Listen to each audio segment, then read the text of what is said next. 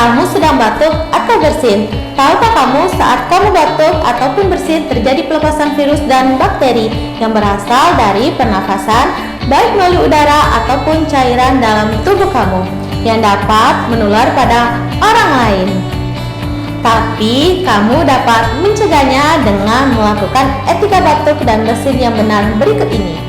Saat kamu batuk ataupun bersin, jangan lupa untuk selalu menggunakan tisu ataupun sapu tangan untuk menutup hidung dan mulut kamu.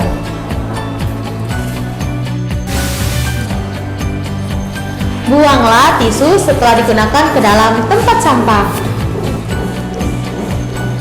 Jika tidak ada tisu ataupun sapu tangan, kamu bisa menggunakan lengan bagian dalam kamu seperti ini. Kamu juga bisa menggunakan masker saat kamu dalam keadaan batuk ataupun bersin. Segeralah untuk cuci tangan kamu di air yang mengalir menggunakan sabun, atau kamu juga bisa menggunakan cairan antiseptik berbasis alkohol.